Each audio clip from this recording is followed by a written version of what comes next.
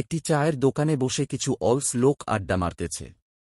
একজন অন্যজনকে গুল মারে, অর্থাৎ মিথ্যা বলে, বসে থাকা বাকি লোকজন শুনে।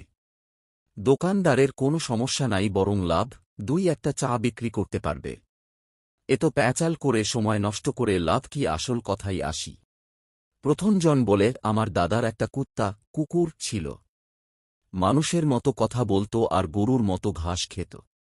দ্বিতীয় জনে বলে, আরে রাখ, তোর দাদার কুত্তার চেয়ে আমার নানার বিড়াল ছিল বড় ডিয়ারিং। পাড়ার যত কুত্তা ছিল, সব কুত্তার গায়ে একবার হলেও উঠেছে। ওদের গুল মারা দেখে তৃতীয় জন মনে মনে বলে, তোরা যদি গুল বাজত আমিও গুলের রাজা। তৃতীয় জনে বলে, তোদের কথা শেষ হলে আমার কথা শুন। আমি বাজারে গিয়ে শুনলাম একটি বড় বিমানকে বাসে ধাক্কা মেরে নিচে ফেলে দিচ্ছে। মানুষজন মরে নাই, কিন্তু পাশে একটি কুত্তা ও বিড়াল মরা পাওয়া গেছে। Oh, no, no, no, no.